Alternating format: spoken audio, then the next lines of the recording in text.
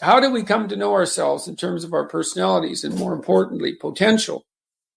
One of the first ways to come to know yourself is to understand that you don't. You can learn to kind of watch yourself like you're watching a stranger. So you have to understand that you don't know who you are. And that's not easy to understand because you think you know. But then, you remember you can't control yourself very well. You're not very disciplined. You're full of flaws. Maybe you don't know yourself as well as you think. But it's hard to get low enough to understand how deeply it is the case that you are ignorant about who you are. Now, there's an upside to that too, which also is that you're also ignorant about who you could be. And so the discovery of that, is some reward for the horror of determining who you actually are. Then you watch yourself. You watch yourself like you're watching a stranger. You watch what you say and you listen. And you think, well, what sort of person would say that? And how am I reacting emotionally when I'm communicating in that manner? Is that making me feel stronger or weaker? Is it filling me with shame? Is it helping my confidence? Am I laying out a lie? Am I deceiving myself and other people? Am I adopting this personality at parties that is designed to impress and to amuse, and it comes across as nothing but like self-centered narcissism? What are my dark fantasies? What are my aggressive fantasies? What is it that I'm willing to do? What am I interested in so that I'll spontaneously pursue it? What do I procrastinate about and why? What am I unwilling to do? What do I think is good? What do I congratulate myself for accomplishing? And what do I berate myself for failing to confront and to implement? Those are all incredibly complicated questions, and you don't know the answers to them. So that's a start. And then in terms of potential, well, you'll discover a little bit more about your potential as you discover who you are, especially the darker parts of yourself, because then you discover your potential for mayhem. There's some real utility in that. A discovery that you're dangerous. It's such a useful discovery. It's actually something that strengthens you, because the first thing that a realization like that can, in fact, produce is the ambition to incorporate that danger into a higher order personality. And that can make you implacable. That can make you someone who can say no when you need to say no. That can make you someone who won't avoid necessary conflict. And so that's unbelievably useful. And so that's one of the potentials that you might discover. The other thing you do to discover your potential is you challenge yourself. It's like take a bit of a look at yourself and think about what's not so good that you could improve, that you should improve by your own standards, and that you would improve, and set yourself a little goal.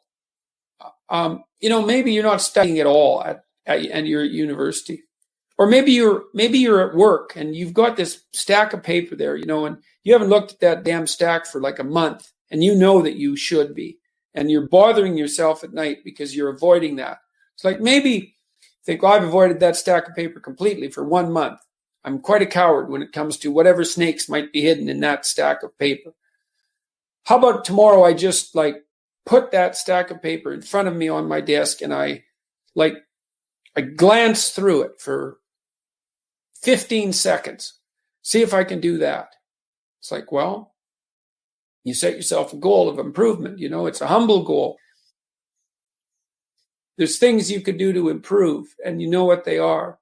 And there's small steps that you could take, that you might take, that would put you in that direction. And then the question is, are you big enough to take those small steps? Are you capable of grappling with the fact that you're fundamentally flawed to the point where you have to break things down into almost childlike steps in order to manage them? And the answer to that is, yeah, you are. Most people have things they avoid, and they're afraid of. So I would say to some degree, it's the lot of everyone. People vary in the degree to which they've conquered that. And you do meet people from time to time who are extraordinarily disciplined. But most of the time, they've got disciplined in exactly this manner. It's through slow incremental improvement. And then you challenge yourself. It's like, well, could I do this? That would be better. And then you find out. And then you think, well, is there something slightly larger and more challenging that I could do that would be better? And you try it and you find out. And as you try it and you find out, generally you get better at it and you can take on larger and larger challenges. You take responsibility for yourself. That's part of standing up straight with your shoulders back. It's like, take on the world, man, but only at the level that you can manage. When you're ignorant and biased and deeply flawed and immature, it's where everyone starts. You don't want to bite off more than you can chew, but it doesn't mean that you can't wrestle with part of reality. Some part that's small enough so that you have a good shot at victory. And then you attain victory over some small part of the chaos. And then you're the person who's victorious over chaos. You're just a beginner, but that's who you are.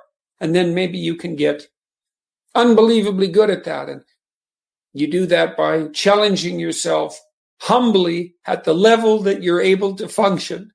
It's easier to understand if you think about a child that you're trying to rear properly, and you want to make that child, help that child reveal their highest potential, whatever that is, whatever that means. And what you do is you don't set them a series of impossible tasks in the hope of undermining their self-confidence. You form a relationship with them that is predicated on your interest in their highest mode of being. And then you offer them challenges that are precisely optimized to their ability, right? So they can do them, but they have to stretch. The two elements of their ability would be what they can do and how much they're capable of transforming what they can do. And an optimal challenge stretches you to the end of what you can do and then into the domain of how you can transform. You have to be humble and wise enough to understand that you might have to aim pretty damn low, especially in those places where you're not functioning well. And it might be so embarrassing that you can't bring yourself to fathom that that's actually who you are. You need the loss of that arrogant ego because it's precisely what's interfering with your movement forward. It's part of the adversarial process, mythologically speaking, that stops moral progress. You're too proud of who you think you are to notice what you're like so that you could change properly. You don't want to sacrifice that part of yourself. It's probably associated with some delusion that helps you maintain a positive, although very fragile self-image, in the absence of genuine effort. It's not to be recommended. So you know yourself by watching and paying attention. It's not thinking exactly. It's not imagination. It's watching like you're a snake. Because a snake watches like cold-bloodedly with no emotional reaction just to see what's there. It doesn't allow what is wanted or desired to interfere with what is observed. So you watch yourself like that, as if you don't know who you are. Well, that's the beginning.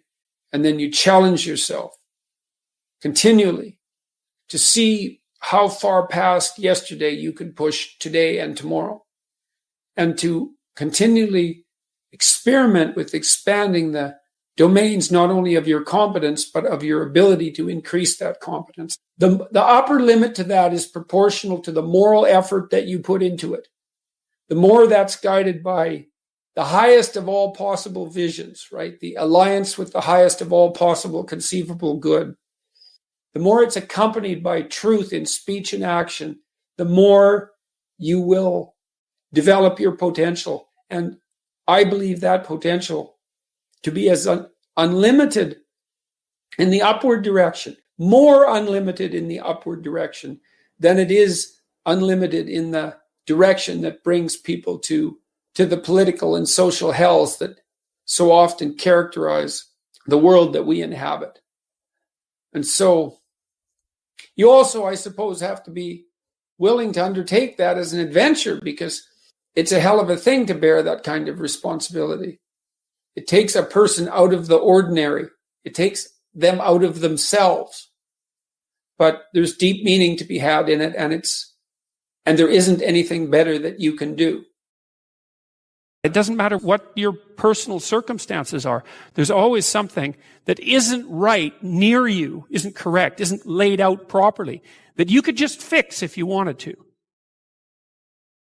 There's no shortage of opportunities to do that. You can do that in your own mind. You can do that in your own room. You can do that in your own household, in your local community. And maybe if you get good at doing it at all those levels, then you can start to look beyond that. If you adopt an attitude that the role that you should play is to make things better wherever you are, however you can, that what would actually happen would be that things would get better wherever you are. The world shifts itself around your aim. Because you're a creature that has an aim. You have to have an aim in order to do something. You're an aiming creature. You look at a point and you move towards it. It's built right into you. So that sets up the world around you. It organizes all of your perceptions. It organizes what you see and you don't see. It organizes your emotions and your motivations. So you organize yourself around that aim. And then what happens is the day manifests itself as a set of challenges and problems. And if you solve them properly, then you stay on the pathway towards that aim. And you can concentrate on the day. And so that way you get to have your cake and eat it too, because you can point into the distance, the far distance, and you can live in the day. And it seems to me that makes every moment of the day supercharged with meaning, because if everything that you're doing every day is related to the highest possible aim that you can conceptualize, well, that's the very definition of the meaning that would sustain you in your life. An uphill trajectory is actually even better than being somewhere good as far as I'm concerned, because one of the things that really makes your life meaningful is the clear realization that you're headed somewhere better than you are now. And then it's even better if you also understand that there's a direct causal relationship between the things that you're doing and the steepness of that incline. There's two modes of being in the world, right? There's one where you adopt the responsibility for living properly, for being properly, and you make the sacrifices necessary for doing that, and then everything will flourish properly. And the other one is a pathway of resentment and bitterness and rejection and genocide. If you make your life 0.1% better a week, man, in 2 or 3 years, you're in such a better place than you were that it isn't even like the same domain. And if you keep that up for 10 years or 20 years, especially if you're young and you start early, you start to straighten yourself out and fix the things that you can fix. You can transform your lives in ways that are completely unimaginable. And God only knows what the upper limit of that is in terms of human possibility. What you're actually made of, what you're made of is what you encounter when you voluntarily encounter the unknown. And so the more you voluntarily encounter the unknown, the more you get made of. And the more you get made of, the more there is to you. And then the more you're good at encountering the unknown and restructuring order and calling forth proper order out of the potential of being. And God, you got to think, why wouldn't you do that since you can do that?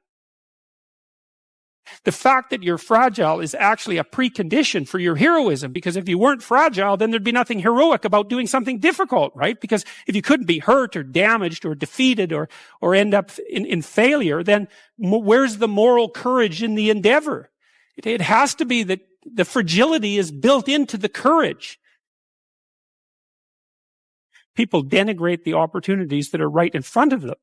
And there's no reason to do that, because what's right in front of you is the majesty of being. That's what's right in front of you. It's inexhaustibly complex and full of potential. And there's no reason to assume that wherever you happen to be isn't as good a starting place as anywhere else. Well, I know some people have terrible, terrible lives. They're in situations that are absolutely unbearable. But I also do know that even situations like that can be made a hell of a lot worse by the worst kind of attitude. That's for sure. What I learned to do, I think, was to stop saying things that made me weak. I mean, I'm still trying to do that, because I'm always feeling when I talk whether or not the words that I'm saying are either making me align or making me come apart. I think alignment is the right way of conceptualizing it, because I think if you say things that are as true as you can say them, let's say, then They come out of the depths inside of you. Because we don't know where thoughts come from. We don't know how far down into your substructure the thoughts emerge. We don't know what processes of physiological alignment are necessary for you to speak from the core of your being. We don't understand any of that. We don't even conceptualize that, but I believe that you can feel that. I decided that I would start practicing not saying things that would make me weak.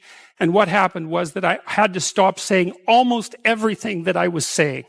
I would say 95% of it. It's a hell of a shock to wake up and realize that, and you might think, well, do you really want all of that to burn off? It's like, well, there's nothing left but a little husk, 5% of you. It's like, well, if that 5% is solid, then maybe that's exactly what you want to have happen.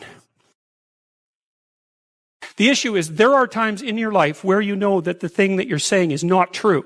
It's a deception. It's a lie of some sort, and you're using it to manipulate yourself or another person or the world. And you're also fully possessed of the idea that you can get away with it. Where are you once you destroy your own ideal? What's left for you? There's nowhere to go. There's no up. And when there's no up, there's a lot of down. If you destroy your own ideal, which you do with jealousy and resentment and the desire to pull down people who you would like to be, let's say, then you end up in a situation that's indistinguishable from hell. Your moral degeneration contributes in no small way to the degeneration of the entire cosmos. Stop cheating at whatever game it is that you've chosen to play. That's a good start, and that'll straighten out your life. Just exactly what are your motives? If you're not doing something important with your life, maybe you're prone to cause trouble just because you don't have anything better to do. Because at least trouble is more interesting than boring. And so if you're not doing something, if you're not pushing yourself to the limits of your capacity, then you have plenty of leftover willpower, energy, and resources to devote to causing interesting trouble. There are so many things that need doing that all you really have to do is open your eyes and look at them and then decide that you're actually going to do something about them. And you might think, well, what's within my scope of influence is so trivial that it's not worth doing. It's like, it won't stay trivial for long if you do it. Not at all. And I don't think it's trivial to begin with. I really don't believe that anything done right is trivial. And my experience in my life has been that anything I actually did paid off. It didn't pay off necessarily in the way that I expected it to pay off. That's a whole different story. But if it was genuine commitment to do something, even if it went sideways and the outcome was really something other than what I expected, the net consequence over time was nothing but good. So every new frontier that can be conquered is an advance forward, and there's no shortage of frontier because we're surrounded by the unknown. We're surrounded by our own ignorance, and that's the secret to proper being. If you're interested in life, if you're interested in proper being, and you're disinclined to produce any more suffering than necessary, then you want to know how to conduct yourself when the catastrophe comes so that you have a reasonable possibility of moving through it. If you dare to do the most difficult thing that you can conceptualize, your life will work out better than it will if you do anything else. Well, how are you going to find out if that's true? Well, it's a Kierkegaardian leap of faith. There's no way you're going to find out whether or not that's true unless you do it. So no one can tell you either. You have to be all in this game. There is no more effective way of operating in the world than to conceptualize the highest good that you can and then strive to attain it. There's no better pathway to self-realization and the ennoblement of being than to posit the highest good that you can conceive of and commit yourself to it. You can take whatever job you have and you can make it a real nice little piece of absolute misery. Or you can act like a civilized human being and notice that no matter where you are, there's a richness and a complexity that's completely inexhaustible right at hand. And then you can take that seriously and you can say, well, I can make it a lot better if I want to. I can get along properly with my coworkers and not gossip behind their back, and I can treat my customers properly. And if an opportunity comes my way, I can take it and I can see what happens. You said that a harmless man is not a good man. A good man is a very dangerous man who has that under voluntary control. How should people become more dangerous? Becoming more articulate is definitely, I would say, that's the primary array of weapons. So, I mean, physical prowess is something, and it's not nothing, that physical confidence that comes along with that as well. But the same thing replicated at the level of the ability to communicate and to think, that's way broader field of battle and opportunity. You want to take your rightful place in the kingdom? It's like, get your tongue straight, man. Get it under control in the highest possible sense. There's nothing that makes you more formidable than verbal competence, than being able to articulate, be able to think, to marshal your arguments, right? Some battlefield metaphor. Get everything in order, all your information straight, to marshal your forces. Is it possible to have too much responsibility, to take too much responsibility for yourself? You can, for sure. Yeah, definitely. Dostoevsky said that every man was responsible for everything he did and for everything that everyone else does. Which is kind of an insane statement, but also somewhat, it's true in a certain sense. You do have an indefinite responsibility, and you do have an indefinite capacity to bear that responsibility, but that doesn't mean it can't be crushing. And then I would say the antidote to that is that you're not in this alone. As your responsibilities mount and your opportunities increase, you have to delegate more and more. It's important that you do everything you can, but there's enough for everyone to do. And so you might say, well, the heroic path is one that leads to universal redemption, and that's true. And you might say, well, that's all on you. It's like, it is in a sense, but then the problem that you just described, it can be unsustainable, right? You can torture yourself for not doing it well enough. And it is up to you, but it's not up to you alone. It's not up to you alone. So you delegate and you help build people around you so that they're all working in the same direction. It's an effort multiplier in any case. And you make sure that they get credit. Credit's good enough. It's not exactly right. The rewards are in accordance with their efforts, and you can distribute that. If you can routinize something and parse it off to someone else, say, here's a little kingdom for you, and it doesn't have to be little, and it's something that can grow, but here's a kingdom for you, well, then you can go off and do the next thing you need to do, which is extremely important. And you might think there's a kingdom and then it's broken into little kingdoms. And so the farther you are down the hierarchy, the smaller the kingdom you get. But that's only true if you think the world's a zero-sum game, because you could also think of it as a place of indefinite number of the largest kingdoms possible. And I think, why do we think this is exhaustible in some sense, what we're doing? It doesn't look exhaustible. That's the limits to growth mentality. It's like, economists don't believe in that. Because they think, well, no, we can just get more efficient, which we certainly are. We're way more efficient than we once were. And those gains in efficiency, when they're not being interfered with, are increasing at more than an arithmetic rate. Why do you think people have a tendency toward that zero-sum mentality? Yeah, well, I mean, there are elements of life that have a zero-sum element. I mean, if you're competing with another man, for example, to marry a particular woman, that's a zero-sum game if you only think of the game as including you two and that woman. So you can set up circumstances that are zero-sum, but to take that metaphor of zero-sum game, where there has to be winners and losers because there's a finite number of resources, is to assume that the rules of that game are the rules that govern the set of all games. And that's just not true. Games are infinitely multipliable. I mean, you can invent a new game. People do that all the time. The man who invented Catan, which is a game I really like to play, it's a very popular board game. That didn't exist until he invented it. Now, thousands and thousands of people play it, and he made a fortune from it. It's like that game never existed. So there doesn't seem to be any limit to the number of games we can invent. And it's a complicated problem because we are on a single planet, and some resources are more zero-sum than others, but we haven't really run into any actual zero-sum limits in terms of our, the probability of us living an abundant life on the planet. We've stewarded some resources very stupidly. We've done a very bad job of managing oceanic production, for example. We have to be smart about our resources, but that doesn't mean there's zero sum. And certainly doesn't mean the world is a zero sum game. And that's a Malthusian idea, that population will grow till it consumes all available resources and precipitously collapse. And then why do we think apocalyptically? It's, because things do come to sudden ends.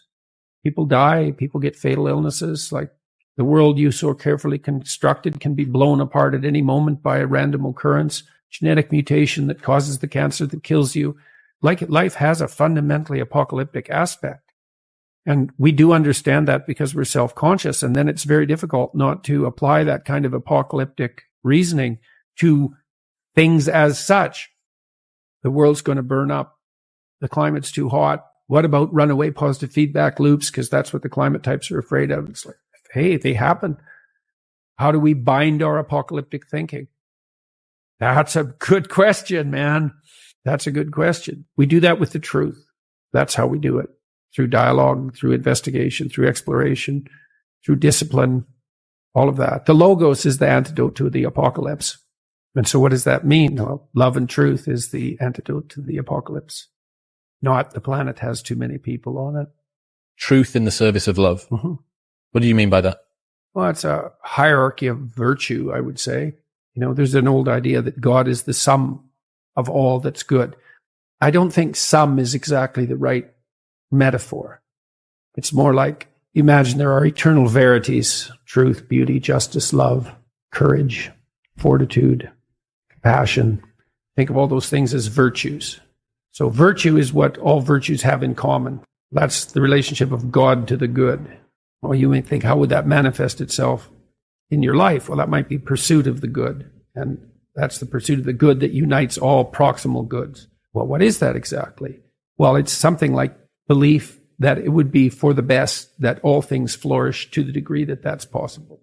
When I was a clinician, I thought of that as the good in me serving the best in my clients. And I think the desire for that to happen, that's love. So that's the desire for, you say, well, you take a human, bent, broken, miserable, malevolent, hurt, corrupt, weak, frustrating, disappointing, all of those things that we can lay on ourselves because of our inadequacies. It's like, it's easy to dismiss that. And part of that dismissal is what drives the notion that the planet has too many people on it and that we're a cancer on the face of the earth. It's like, it's not easy to love that. But what do you want? You want the broken people to rise up out of their brokenness rather than despise them for it. And then you orient yourself towards that and try to pull that out of people and yourself. Keep facing challenges voluntarily. Pay attention at a rate that works for you. Develop your competence. That actually stabilizes the environment around you. So it actually is less predictable and less threatening. Plus you accrue that evidence and you get the social support for doing so. That's your best pathway forward. There's this idea in the Old Testament that the fear of God is the beginning of wisdom. And it's a pretty harsh idea. But there's something really useful about it, because one of the things you see with people all the time is that maybe they're trying to stumble forward towards their ideal, as poorly defined as it might be, but then they're afraid, right? They're afraid about what they might encounter, and that stops them, because fear does stop people. It freezes you like a prey animal, and so people move ahead, but then they get afraid, and then they stop moving ahead. And that's not so good, because negative emotion is a really powerful motivator. So we're more motivated by negative emotion than positive emotion. Quantitatively speaking, you can measure that. And that's, I think, because we can only be so happy, but we can really be suffering and dead, So we have to pay more attention to the negative. And that's bad, because the negative can stop you. And then in my clinical practice, I often talk to people who are trying to make a difficult life decision, and they're weighing out the costs and the benefits of making the life decision, And one of the things I always talk to them about is, wait a second, that's an incomplete analysis. You have to weigh out the benefits and the costs of doing this. And you have to weigh out the costs and benefits of not doing it. And that's not the same as the zero that you assume that you're starting with, right? Because to not make a decision, it also has a cost. And sometimes the cost of not making a decision is far worse than the cost of making a decision, even if the decision is risky. And so one of the things you can derive from that, and this is very useful, I think, is that this is also, I think, why it's so useful to contemplate your mortality, so to speak, is you're screwed no matter what you do.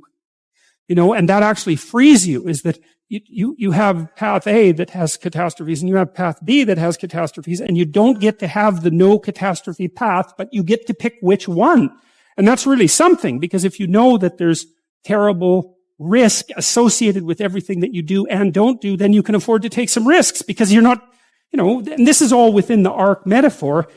I'm still making the case that despite the fact that your life is essentially catastrophic, you can make a covenant with the highest ideal, and that will take you through it the best way possible. I'm still making that case. So then you think, okay, well, I'm trying to make this decision. I'm going to go try to do something difficult. And isn't that terrifying? And then you think, yeah, but wait a minute. What's really terrifying is not doing it. And then you think about the cost of not doing it. So in the future authoring program, we have people do this little meditative exercise, which is, okay, just think about your insufficiencies by your own definition, right? The way that you don't do what you know you should do. About the things that you do that you shouldn't do, that you know you shouldn't do beyond a shadow of a doubt, right? There's some things like that. And that's bad habits and poor aim and all of the resentment and hatred and aggression and unresolved conflicts and all those things that are dementing you and warping you, and then think, okay, those things get the upper hand, man. They get the upper hand, and they take you the worst possible place you could go in the next 3 to 5 years. What exactly does that look like? And so you sketch all that out and you think, hey, I don't want to go there. And so the next time that a temptation comes up, you think, well, it'd be a lot better for me if I didn't succumb to this temptation. It's like, that's kind of weak, eh? You'd look a little better if you didn't eat like a cheesecake a day or something like that. That's something, but it's not the same as I'm going to have diabetes and I'm going to lose my damn leg in 5 years if I don't get my eating under control. That's motivating. And so then the temptation comes along and you think, oh, how about no? Seriously, how about no? Not just because a higher good would be obtained if I avoided it, but because a terrible catastrophe would be averted if I didn't. And so you want to get your fear behind you, right? You want to get it behind you where it's pushing you forward instead of in front of you where it's stopping you. And you get your fear behind you, pushing you forward by actually thinking through the consequences of not putting your life together. And the least of those is that you waste it and suffer, right? Because you're going to suffer anyways, man. So you waste it and suffer. That's a bad deal. Because maybe if you're going to suffer, you could at least do something noble and glorious and upright and powerful and honorable and admirable and helpful and difficult. That's just so much better. And maybe that's good enough so that you think, hey, little suffering, it's basically worth it. At least it's a way forward, At least it's a way forward. Beauty is one pathway towards God. And if you can't find another pathway, then why don't you use beauty? I'm sure most of you do that with music, because music is the one thing that modern people can't be cynical about. Thank God for that. And I've been fascinated by music because of that. It speaks meaning to people, right? I've mentioned to people that they should clean up their rooms. That's become quite the internet meme. But I'm really serious about it because it's really hard to do that. And I've been cleaning up my room, by the way, for about 4 months now because my life was thrown into such a catastrophe and also we were renovating. But it isn't just that you clean it up, you also make it beautiful. And it's really hard to make something beautiful. And it's really worthwhile. And what's really cool is if you learn to make something beautiful, even one thing, if you can just make one thing in your life beautiful, then you've established a relationship with beauty. And then you can start to expand that relationship with beauty out into the world, like into other elements of your life. And that is so worthwhile. It's just incredibly, crazily worthwhile. And that's an invitation to the divine. You have to be daring to do that. And people are terrified of it. People are terrified of color. They paint their walls beige. They're terrified of art. They buy some mass-produced thing because they don't want anybody laughing at them for their lack of taste. Because what do you know, right? You have to develop it. And so you're going to stumble along and make mistakes to begin with. It's kind of hard on your self-esteem, but you're stumbling towards the kingdom of God. That's what you're stumbling towards when you try to make an aesthetic decision and to put something in your life that's beautiful. And it's unbelievably worthwhile to do that. Man does not live by bread alone. That's exactly right. We live by beauty. We live by literature. We live by art. And literally, not metaphorically, we cannot live without it because life is too dismal and tragic in the absence of the sublime. And ourselves, we have to be sharp so that we can survive properly and orient the world properly and not destroy things, including ourselves. You are somewhere, you're a certain way, you're moving forward, something happens that you don't expect, it blows you into pieces, it introduces chaos, right? You face the dragon, you get the gold, or maybe the bloody thing eats you and the story is over. And then you get to where you're going. But then the question is, well, what happens when you get to where you're going? And that's a really important issue, because one of the things that happens to people all the time in their life is that they get to where they're going and then they don't know what to do, right? So, for example, you graduate from university. It's like, okay, story over. Who are you now? Who are you the next day? And so what happens is when you succeed, then there's a success crisis. And the success crisis is, well, I've run this story to its end. Now what? What you should do when your story comes to an end, when you've achieved what it is that you want to achieve, when you've achieved what you need to achieve, then the next question is, okay, well, now I'm that person, or I have that character. What do I need to do next? And some of that is always, well, what do I need to give up now? What do I need to let go of so I can move to the next plateau, right? Assuming that your life is a sequence of upward moving. It's like Sisyphus, except you're actually, each time you climb up the mountain, you get a little higher on the mountain. It's something like that. So it's Sisyphus with an optimistic bent. And maybe if you push the rock up the mountain properly and let it roll down, then, and if you do that right, then it's okay. Every time you roll it back up, it's better in some sense. You know, one of the experiences I've had in my life, fairly commonly, in a variety of different ways, this is especially true when I was paying a lot of attention to my dreams, which I did for about 15 years, I guess, something like that. Now and then I would feel like I'd learned some things and had sort of consolidated them, and then before I went to sleep, I'd think, okay, I'm ready to learn something else. It's like, and I didn't say that without trepidation, and because usually when you learn something, you know, it's not that pleasant, because you usually learn something about why you're wrong. And the deeper the thing that you learn, the more you learn about why you're wrong. And there's a death that's associated with that, because then you have to let that part of you that's wrong die. And that's the sacrifice, right? And so you have to make a sacrifice. You have to be willing to make a sacrifice before you're going to learn something. Perhaps what you'll learn is in proportion to your willingness to make a sacrifice. And I really do believe that. I do believe that as well, because I also think that if you commit to something, that means that you don't do a bunch of other things, right? So that's the sacrifice of all those other things. You commit to it and you set your sights on it. If you really commit to it and you get the sacrifice right, so to speak, then the probability that that thing will be successful vastly increases. And I think that that's also not a naive way of thinking or a foolish way of thinking. My experience has been that that's the case.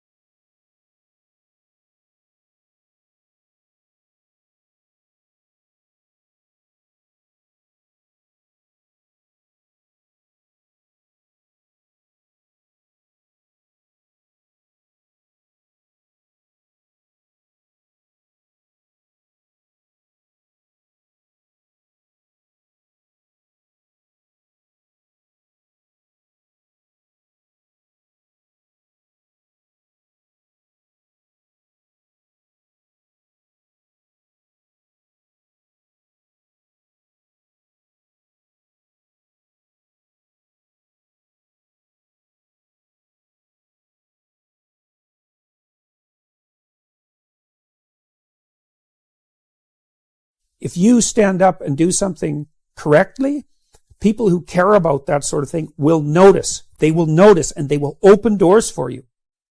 That's how the world works. Don't underestimate the utility of proper action. The goal for young people is to turn themselves into someone, for each person to turn themselves into a person who stands up straight and who pays attention and who can think and who can speak and who can act in relationship to the highest good they can conceive of. And that, I believe that that's a way of being that's noble enough so that if it's enacted, it also takes the sting out of the tragedy of life. There's something noble about bearing up under a heavy load. And human beings have a heavy load. There's no doubt about it. Now the question is, can you build yourself up into something that's strong enough to lift that without complaint and without corruption? Well, that's a noble goal. That's what young people should be doing. They should have a conception of who they could be. And that conception should be something like, if I could be like that, everything would be worthwhile. That's what you want to aim at, because you want to make everything worthwhile. And so do it. Money has done as much for you as it can do by the time you can pay your bills. It's like, well, define wealth. All right, that's easy. Heat in the winter. Mm-hmm. Air conditioning in the summer. Running water, right? Reliable shelter. And the provision of high quality food. Once you've got those, and then we could add to that, access to all the world's information. Okay, everyone has that virtually. Unless you've fallen right out of society. Maybe we could add reasonable access to healthcare to that. Although for most people, especially if they're young and healthy, that's irrelevant. But once you have those first 6 things, indoor plumbing, for example, you're already overwhelmingly rich by historical and even worldwide standards. You're already in the top 1/10 of 1% of all the human beings that have ever lived. And incremental movement past that just doesn't make that much difference, So maybe you have a 10-year-old Hyundai Sonata. I have one of those. It's like, well, I could have a McLaren. But the incremental difference when we're stuck in a traffic jam is 0. So the radical leftists overestimate the utility of wealth in relationship to its capacity to solve the fundamental problems that beset human beings. So rich people get cancer. Rich people get divorced. Rich people get estranged from their children. They develop drug and alcohol problems. Like they're sued constantly for what they're doing. They're engaged in legal battles, and their lives tend to be extraordinarily complex because it's not easy to handle money. It disappears, man. If you don't keep an eye on it, if you're not watching it and monitoring it and earning it, generally speaking, it disappears. And that most family fortunes disappear in 3 generations. Mm-hmm. And most Fortune 500 companies only last 30 years. Mm-hmm. And there is a 1%, but it churns, The 1% 10 years ago, they're not the same people that are the 1% now. People don't understand very well because they don't look into it at all, is that most of the people who are in the 1% are old. So what do you want to be? You want to be young and poor, old and rich. Yeah. Like what happens is if you're lucky as you move through life, you trade your youth for security, roughly speaking. But, you're 75 and you have $5 million. Well, yeah, okay. You're 75. And of course, the amount of wealth people have accumulates as they get older. Well, if the person is fortunate and sensible, because they save up their money and they've had much more time to work. And so most of these things are multivariate problems, right? Why is there a 1%? Well, because the patriarchy is oppressive. It's like, yeah, okay, that accounts for 5% of the variance or 10% of the variance if you want to really push your argument.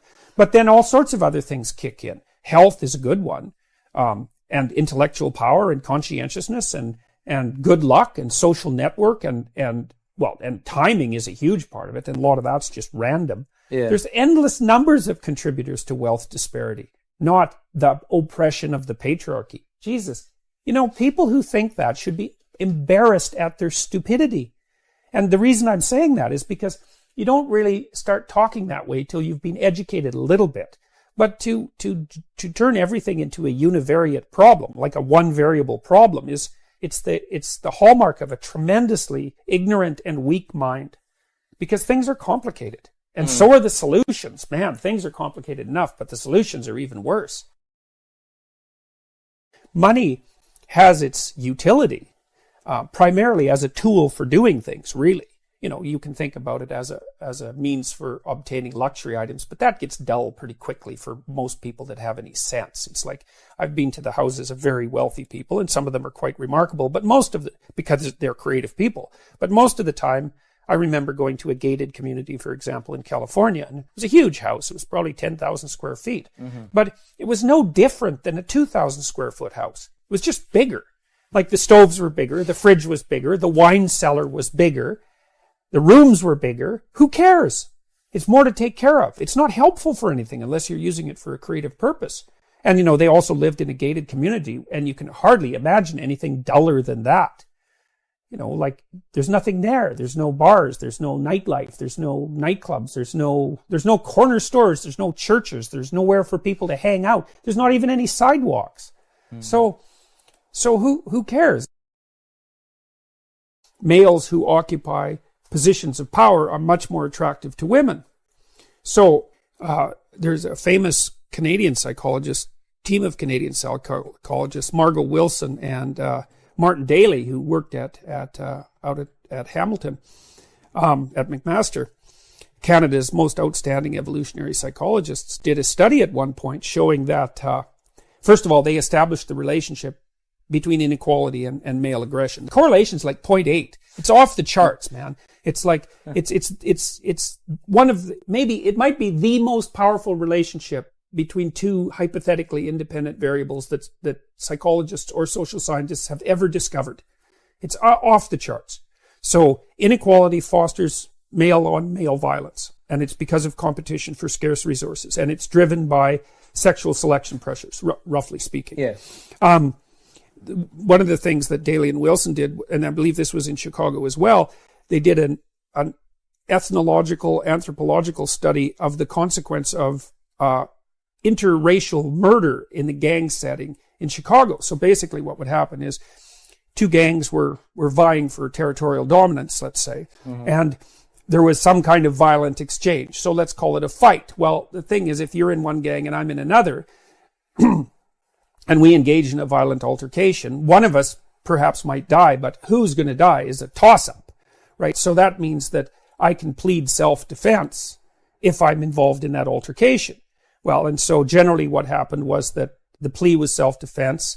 The charge was plea bargained down to involuntary manslaughter or to manslaughter.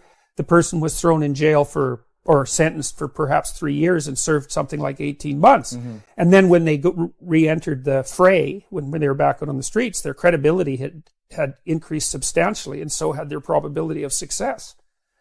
So the left's concern with inequality is a justifiable concern. The problem is we don't know what to do with it. We don't know what to do about it. It's very difficult to shovel money and other resources, because it isn't only money that this sort of process applies to. It's very difficult to shovel resources from the pile at the top down to the many at the bottom who are hovering around zero. Yeah. So it's something that has to be taken into account because, well, first, it's not good for everybody to be stacking up at zero, and second, it destabilizes the society itself. So, but that doesn't mean we know what to do about it. That's the critical thing. It also doesn't mean that the reason that the people at the top have most of the resources, regardless of what those resources are, it doesn't mean that the reason they have them is because they're exploiting the people at the bottom. Now, there is an element of exploitation in any complex productive system, always, because they don't operate completely fairly, right? So, yeah, suffering is built into the fabric of human existence. And so you are vulnerable and you will die. And you can, that's harsh. That's tragic, I would say. And tragedy is built into being. And so to the degree that you partake in that tragedy, you could consider yourself, although I think it's the wrong way of conceptualizing it, you could consider yourself as a victim among the universality of victimhood. I think that's not a helpful way of looking at it because it leads to despair. But to think of yourself as a particular victim or to think of yourself as a victim among the privileged, I think that gets dangerous extraordinarily rapidly. What's the meaning of life? I think the meaning is to be found in that. And as you put things together and as you take responsibility for things, that meaning emerges from that. And so it emerges from that the same way it emerges from a symphony in some sense, because a symphony is composed of layers of patterns and they're all working harmoniously together. And they speak directly to people of meaning, which is why people love music so much. I mean, every form of music does that. And it's a model for proper being, which is the placing of all the different levels of reality into harmonious relationship with one another. And meaning emerges out of that naturally. And meaning is actually an instinct. This is another thing that people don't understand, and it's a case I've been able to make because I know a fair bit about how the brain works. The twin hemispheres of your brain interact to guide you through life, which is a truism in some sense. You use your brain to guide you through life, but your brain does that fundamentally by instilling the proper things that you do with a sense of meaning. And that meaning it's not something that's just a surface. It's not on the surface of the world in some sense. It's the deepest instinct that you have. It's associated with a phenomenon that Russian neuropsychologists discovered back in the 1960s called the orienting reflex. And the orienting reflex is what orients you towards things of interest. Right. And that happens unconsciously. And so if something happens around you that's of significance, often something you don't expect, say something somewhat chaotic, you'll orient towards it and that attracts your attention. And then as you investigate what that is, that's associated with a sense of meaning. And if you put what you're investigating into proper order, then that meaning continues to reveal itself. So you can use meaning as a guide to proper being. But you have to also be very careful to conduct yourself honestly if you're going to do that, because if you conduct yourself dishonestly, then you pathologize the mechanisms that orient you. Everybody is a strange mixture of victim and victimizer. Lots of terrible things happen to people that aren't justifiable in some sense. Illness strikes people randomly. Yeah. I mean, not entirely randomly, obviously, but there's a large random element in it, where you're thrown into existence as a consequence of your birth, that you're sort of thrown into reality with your particular set of predispositions and weaknesses. And then there's going to be times in your life where things twist in a manner that's unfair to you, that you're not getting your just deserts. But that goes along with all sorts of unequally distributed privileges as well. And so that's the arbitrary nature of existence. But you can't allow those sorts of things to define you because it's not that useful strategically. When you're playing a card game, you're dealt a hand of cards. Yep. Well, what do? You play the hand the best you can. Why? Because all the hands are equal? No. Because you don't have a better strategy than playing the hand that you're dealt the best you can. And that doesn't even mean it'll be a winning strategy. But because people don't always win, sometimes we lose, and sometimes we lose painfully, and sometimes we lose painfully and unjustly. Mm-hmm. That's not the point. The point is you don't have a better strategy, and neither does anyone else. And then it's also not so obvious how privilege and victimization are distributed. If you take someone who's doing quite well in life and you scratch underneath the surface, you generally don't have to scratch very far until you find one or more profound tragedies of the past or perhaps of the present. No matter how well protected you are in the world, you're still subject to illness, you're still subject to aging, you're still subject to the dissolution of your relationships, the death of your dreams, death itself.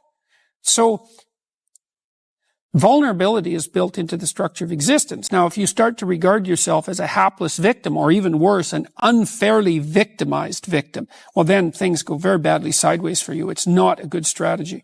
You end up resentful. You end up angry. You end up vengeful. You end up hostile. And that's just the beginning. Things can get far more out of hand than that. So strategically, it's a bad game. It's better to take responsibility for the hand that you've been dealt. You've got no better protection in life than doing that.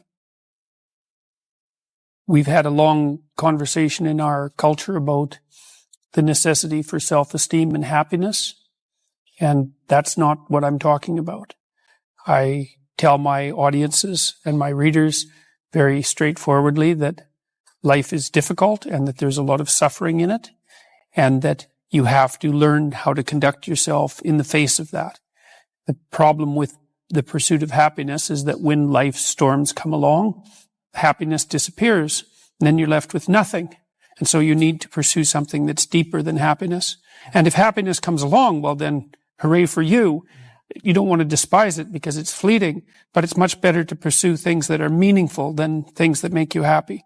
It's deeper and it orients you more appropriately, and it keeps you centered in your own life. It makes you more useful for your family and your community. So that's one thing.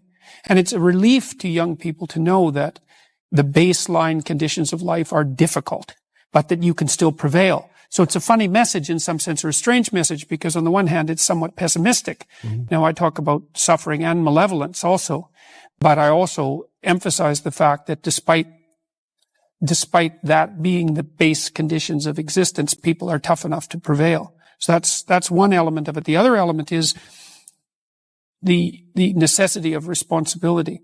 So a lot of what people find in life that provides them with a sustaining meaning is a consequence of not the pursuit of rights or the pursuit of happiness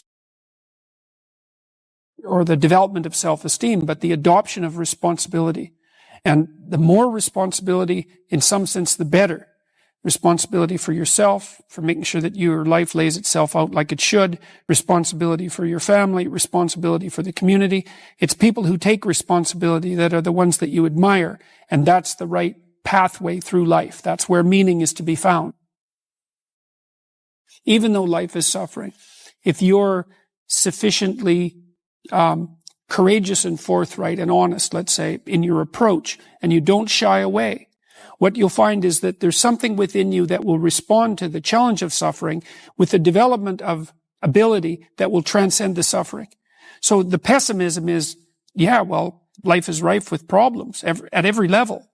But the upside is, if you turn and confront that voluntarily, that you'll find something in yourself that can develop and master that.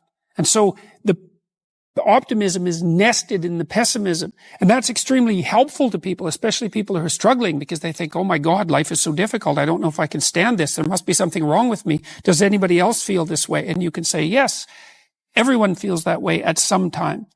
But and it is as bad as you think, but you're more than you think you are. You're more than you think you are. The goal in life is to conduct yourself so that life improves. At least so that undue suffering is forestalled. But more than that. So it's to constrain malevolence and suffering to the degree that that's possible. But then also to work for a positive improvement in things at every level. And that's how you should orient yourself. One of the things about what I do is that I'm always trying to take high-level abstract truths, fundamental truths, and to make them concrete and practical so that you can implement them in your day-to-day life. Mm-hmm. Because it's the connection between those abstractions and practical action that really cements their meaning and makes them comprehensible. Yeah. And this idea of incremental improvement is a great one. If there are things about your life that are bothering you, or things about the world that are bothering you, then you want to decompose them into solvable sub-problems. And you do this, if you have a child, this is the sort of thing that you do naturally, right? Because you want to set your child a challenge that's sufficiently challenging to push them forward in their development. So that makes it meaningful for the child. That puts them in the zone of proximal development, which is where proper maturation takes place. They'll find that intrinsically meaningful. You want to make it challenging, but also with a reasonable probability of success. And there's an art to that. So you want to set yourself a task that's difficult, but not so difficult you can't attain it. And then what happens is that you step up improvement across time, incrementally. And there's also a certain element of humility to it, right? Which is, don't bite off more than you can chew, right? Don't set grandiose goals, but incremental improvement will get you a tremendous distance. What you do as a clinician, as a clinical psychologist, as a psychiatrist, is if people are afraid of something that's standing in their way as an obstacle, like maybe you're trying to develop your career and you're afraid of public speaking. Well, I could try to calm you down about your fear and protect you from the challenge that would be associated with public speaking. You say, well, you never have to do that. Or I could say, no, look, you have to learn to present yourself more effectively in public if you're going to develop your career. and you're afraid of it. So let's break down what you're afraid of into 10 steps or 20 steps until we can find a step that's small enough so that you can actually master it. And let's assume that with 3 years of diligent practice that you could become a competent public speaker, at least one that isn't terrified. And with 5 years, you could become an expert. And let's decide how relevant that is to your future prosperity and thriving. And then let's assume that if you break it down properly and take it on step by step in this incremental way that we discussed, that you'll actually master every single bit of it. And the thing that's cool about that is all the clinical evidence shows it works. And not only that, that's actually how you learn in life.